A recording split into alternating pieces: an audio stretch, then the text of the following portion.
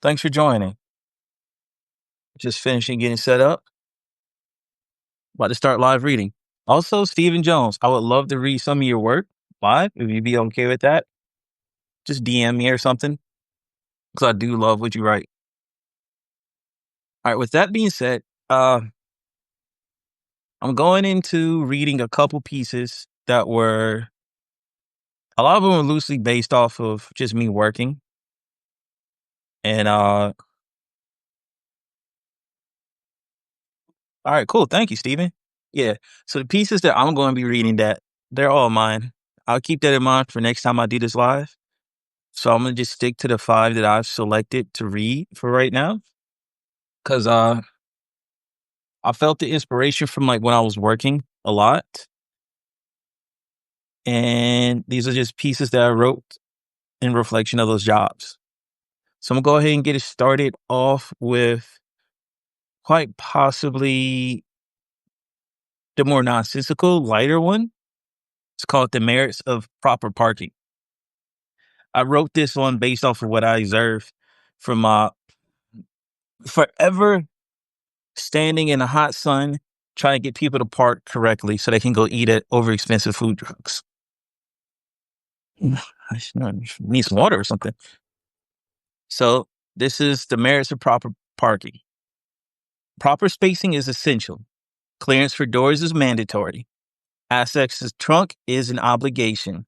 Hood access is optional but appreciated. Wheels must be in line with vehicle orientation. Lights must be double checked. If space numbers are legible, recording them is preferred. Lot details need to be remembered. Double parking is almost never allowed. Triple parking is a rarity and is allowed, but only if a sidewalk is free. Holidays are exempt, except for Arbor Day. Weekend parking is an oddity. Please do not rely on it. Birds are capricious creatures. Plan accordingly. Other fowl-like creatures do not heed any laws. Please dispose of them post haste. Children shouldn't be challenged. They should be dealt with. Blue cars are antisocial, whereas red have no personality. White is a bit dull. They require perfect skill to park. All four-legged animals that have paws require additional parking space. Beasts of burden must be placed in a situation. Said situation must have whimsy. Women aren't real when they park. Men don't heed physics when they park. Other beings move 2 dimensions at a time. Strollers do not count unless occupied. If occupied, challenge the youngling. Do not lose. If victory eludes you, challenge another. It resets the timer. Check your mirrors, but not too harshly. Be gentle as you exit. The ground demands it.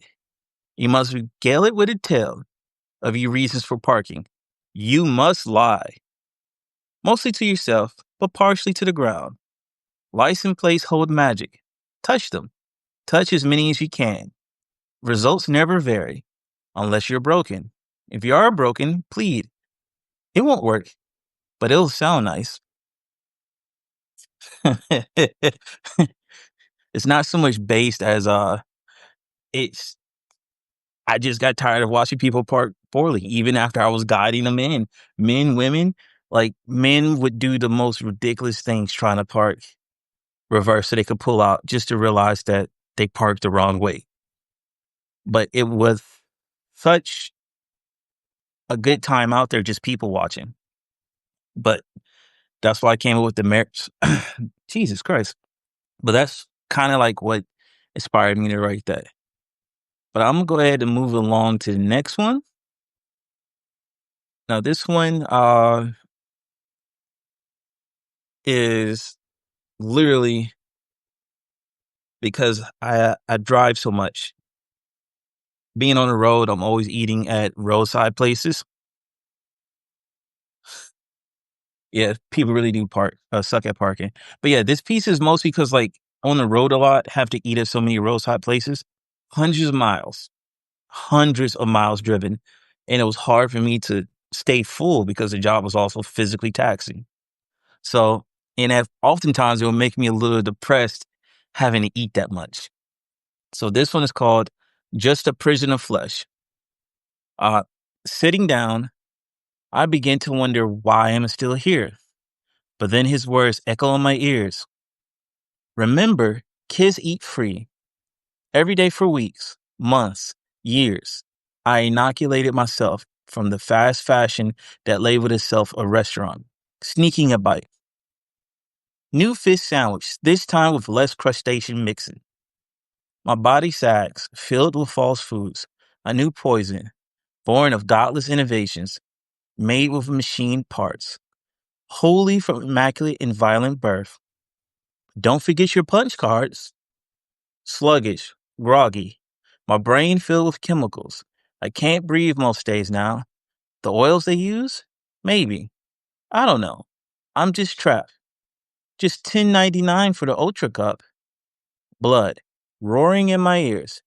Haven't seen myself in days. Stomach full, churning, slouching, retching like Noah's poor beast. I'm trapped in a consumer's hell. Yeah, absolutely. There's some days where I just felt sick and disgusted with myself because I would eat so much fast food. I hated it. I hated it, but it felt like it was the only way that I could feel filled up and not hungry. Thank you.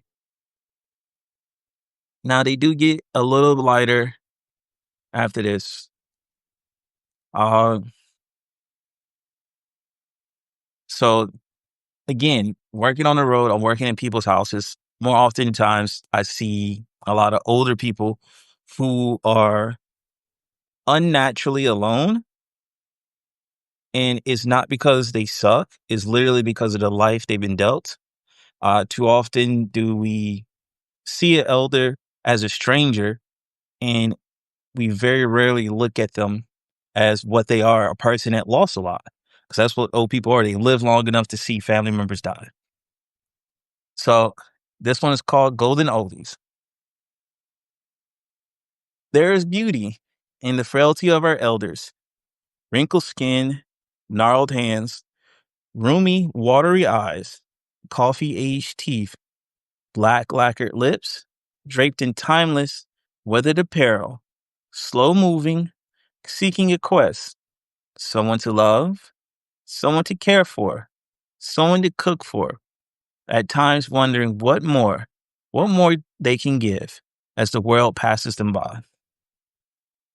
Yeah, it sucks watching a lot of these old people, especially when going in the conditioner of the home. It's terrible. And again, I don't know their story. Uh, and so this next piece, again, as a married man working for his wife, I've had to ask myself a couple times, am I strong enough for this? And it's not because like I'm trying to control her life or anything like that. It's literally because I love her. And so this one's called For Her Tomorrow. Every day on the bus, get off, work, back on the bus, get home, sleep. For 25 years, that's it. That is all you're going to experience. No rousing travels, no stirring moments of clarity, no moments of grand opportunity. The finality of your life is that of a drone. Can you bear it? Yeah, because it is tough. Uh, because we get caught up in the rigmarole of working. It's very tough. And then here's probably by far one of my nicest, again, driving a lot for work, being on the road. You see a lot of roadside attractions. And as someone who came from a family that loves road trips and driving really far, there's always little nooks and crannies to stop at. And this one called There's a Giant Boy. There's a giant boy. He lives in Texas. He struggles with math. He excels at literature. He's friendly, affable, polite. Oftentimes his smileless face can be seen across the cavernous rooms his classes are forced to be in. joy filled, hungry for life. At home, he carries his parents' burdens, tills the fields, water the braying animals of his pastures, only stopping their wailing when they have had their fill. His mother dotes on him, his father pats his shoulders. At night, he sleeps in the barn, not because he has to. It's the only way the goats will sleep. There's a giant boy. He lives in Texas, and he is God's favorite. Again, I also really like slices of Americana as well, and I greatly love seeing random small town stuff. There's always that one super giant, you know, things like, oh, Wisconsin's tallest Paul Bunyan or tallest Wicker Man. And I love seeing those. But yeah, that's it for my five pieces. So now I have permission from Steven Johnson. I'm going to toss some of his works in there as well because they're good.